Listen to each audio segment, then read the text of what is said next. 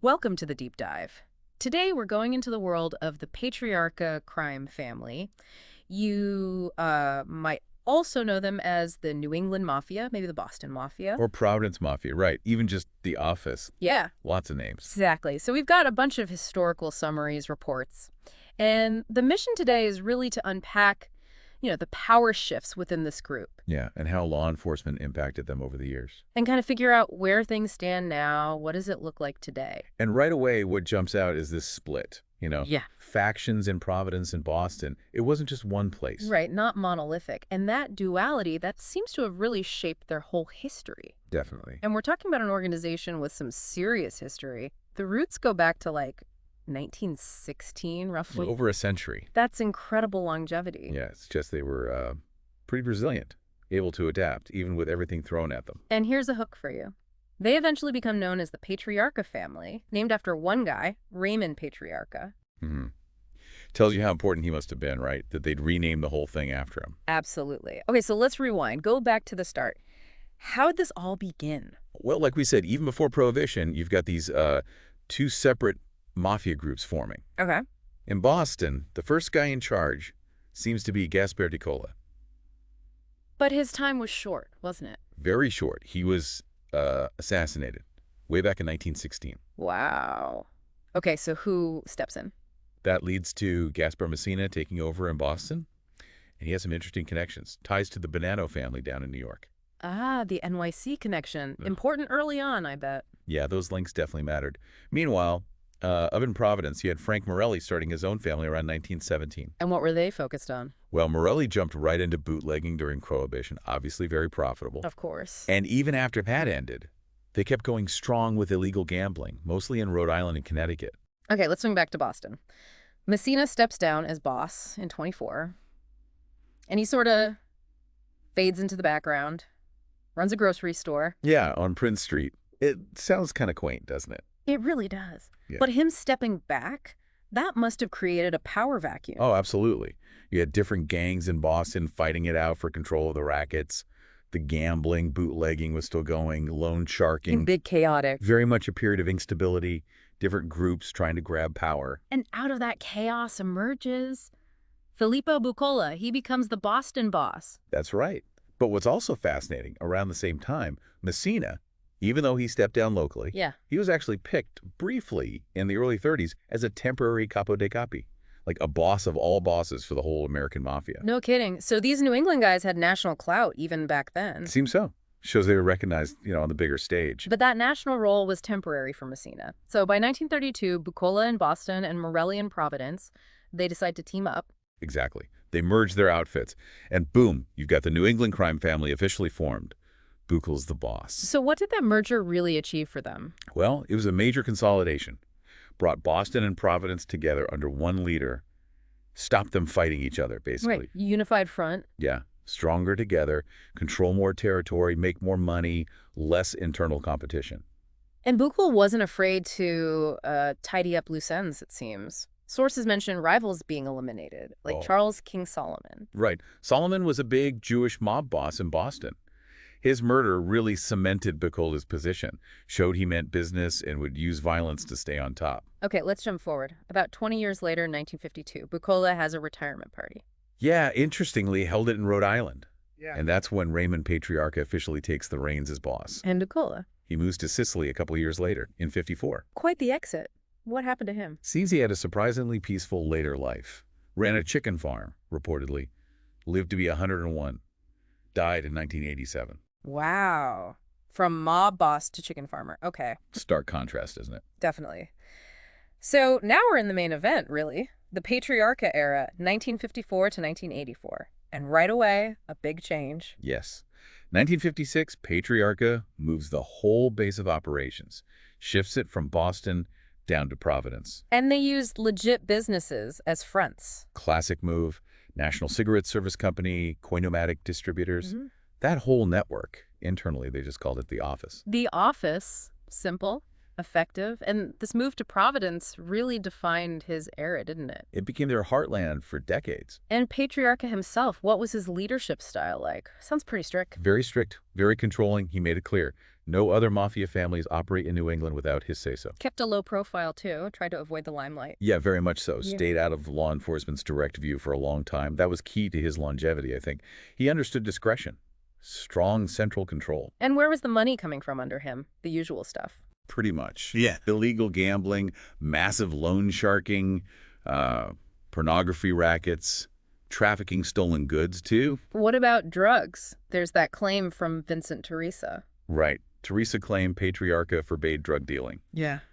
which is interesting, if true. Why do you think? Too risky. Could be. Maybe he thought it brought too much heat, too much attention from the feds, even if it was profitable.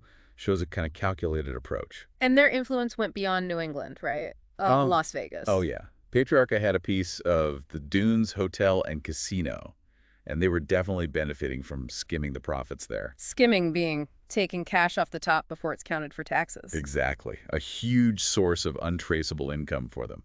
Shows their connections reaching far beyond their home turf. He also built alliances, didn't he, with New York families? Crucial alliances, strong ties with the Genovese and Colombo families. They even sort of drew a line on the map. The Connecticut River was the boundary between their territories. Smart. Avoids conflict. Plus, his underboss, Enrico Tamaleo, he had his own links to the Bonanno family. So, lots of connections. Kept things stable, mostly. So Patriarca controlled Boston, Worcester, Sure. where Carlo Mastrototaro, a Genovese capo, was based for a long time. Right. And the Genovese family had their own patches. Hartford, Springfield, Albany. And it shows how they carved up the Northeast. Different families, different territories, sometimes overlapping or cooperating. Exactly. It paints that picture of the structure back then. And within his own family, you had big earners like Gennaro, Jerry, and Giulio in Boston. Ran a huge numbers racket. Massive. And Angelo actually had to pay Patriarca to get made to become a formal member. Really underscores Patriarcha's authority, doesn't it? Collecting dues even for membership. Absolutely. Shows the hierarchy, the obligations. Then comes the Appalachian meeting in 1957. Patriarca was there. He was. And that raid, when the cops busted it up, huge disaster for the Mafia nationwide. Got way too much attention. Totally blew their cover, exposed their existence to the public, brought intense heat from law enforcement, the media. For a guy like Patriarca who liked the shadows, that was bad news. And then things got even tougher in 61. Robert F. Kennedy becomes Attorney General. Yep. RFK launched a major crackdown on organized crime, and a key part of that was developing informants, getting guys on the inside to talk. The game changer. Huge game changer. Gave law enforcement the inside scoop they needed to build strong cases. And one really big informant emerges, Joe Barboza. Barboza was significant. His testimony in 67 was key to indicting Patriarca and Tamaleo for murdering Willie Marfeo. And Patriarca actually got convicted. Convicted in 1969, Angelo stepped up as acting boss while he was inside. Patriarca got out in 74. But Barboza, his story is a reminder of the risks. Oh, absolutely. He cooperated, got a relatively short sentence for his own crimes, but after he got out of another stretch in California, he was murdered in 1976, less than 3 months after getting out, by Joseph J.R. Russo. Wow. A clear message. Don't talk. A chilling message. Very clear. There's also that wild claim from Vincent Teresa in 1978 about a CIA plot to kill Castro. Yeah, supposedly back in 1960, Teresa claimed the CIA approached Patriarca and another guy, Maurice Werner, about helping assassinate Fidel Castro. Sounds like a spy novel. Did it happen? Well, the plot apparently never materialized, but the claim itself is extraordinary. Shows those weird, murky intersections between the underworld and maybe even government agencies back then. Crazy stuff. Yeah. So Patriarca gets out, but his later years weren't quiet either. More charges. Yeah, more legal trouble. Charged with murdering Raymond Curcio in 83. Arrested again in 84 for killing Robert Candos, who he thought was an informant. And then? Then, July 1984, Patriarca dies of a heart attack. And at that point, the family was pretty big, right? Yeah, at its peak membership-wise, probably over 100 made men. His death really was the end of a major chapter. He'd built this powerful, dominant force. So post-Patriarca Sr., things seem to get a bit shaky. His son, Raymond Patriarca Jr., takes over. Yeah, Jr. takes the helm. But by most accounts, he just wasn't the same kind of leader, lacked that strong, decisive control his father had. Made the family vulnerable. Seems so. Created a bit of a power vacuum, maybe some instability. And that led to internal conflict. There was an attempted coup. Right. Joseph J.R. Russo the same guy who killed Barboza, led an attempted takeover from his base in East Boston in the late 80s. So serious infighting. Definitely a sign of the cracks appearing after the old man was gone. And the law didn't let up. 1992, big RACO indictments. Huge. Patriarca Jr., Russo, a whole bunch of others went down on RICO charges. That Racketeer-Influenced and Corrupt Organizations Act, a really powerful tool against these groups. Allowed them to prosecute the whole enterprise. Exactly. So with him going to prison, Frank Salome steps up as the new boss. And that meant power shifted back to Boston. It did. Salome was Boston-based. But his rise didn't exactly bring peace. It kind of kicked off more internal war. Really? The 90s were bad. Yeah, pretty violent. You had Robert Carosa leading this renegade faction, also in Boston, challenging Salome's guys. Actual shootings linked to this feud. Man, so much for unity. Deep divisions. Constant battles for control after Patriarca Sr. was gone. And eventually, Salome and Carosa both end up in prison, too. Yep, which paved the way for Luigi Minocchio to take over in 1996. And he brought the leadership back to Providence again. This back and forth. Boston, Providence, Boston, Providence. Why do you think it keeps swinging like that? It probably goes back to those original roots, right? The two separate families before the merger. There's always this underlying tension, maybe a regional rivalry, that pops up whenever there's a leadership change. Makes sense. But the Boston guys weren't done yet. Late 2000s, power swings back again. Back to Boston. Peter Lamone, known as Chief Crazy Horse, becomes boss in 2009 after Minocchio stepped down. Lamone, he'd been arrested just the year before, hadn't he? Yeah, but got a suspended sentence. So him taking over, even with recent legal troubles, shows the Boston wing still had muscle. Meanwhile, Minocchio, the former boss, he gets arrested in 2011. Yeah, for extortion involving strip clubs. Got sentenced in 2012. And around this time, a really big blow. High-ranking guys turn informant. Huge blow. Two capo regimes, Mark Rossetti and Robert DeLuca, revealed as government informants. Ouch.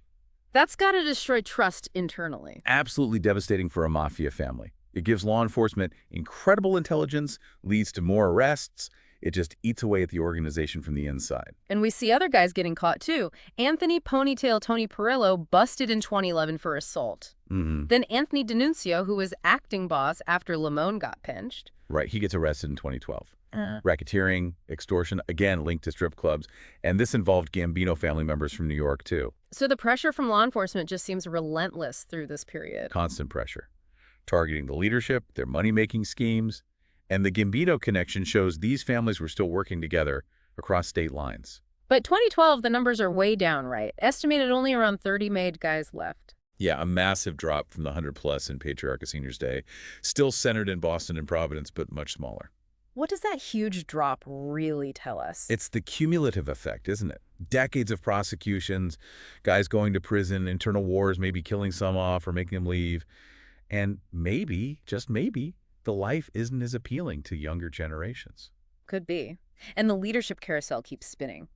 Antonio Spucky Spagnuolo takes over as acting boss after D'Annunzio. But then Spagnuolo gets arrested in 2014 for extortion. So then Carmen D'Annunzio, Anthony's brother, steps up in 2015 after he gets out of prison. Right. Acting boss first, then becomes the official boss when Lamone dies in 2017. It just feels like constant flux at the top. That rapid turnover must make it hard to run things effectively. Constant instability. Exactly. Hard to maintain control when you're under siege from law enforcement and dealing with internal issues. Under Carmen D'Annunzio, you had Matthew Guglielmetti as underboss, Joseph Joe the Bishop, Achille as consigliere. Though Achille passed away in 2018. Right. And then Guglielmetti steps down as underboss in 2020 for health reasons. Edward Eddie Lotto took over. Yeah, Guglielmetti apparently became a capo again.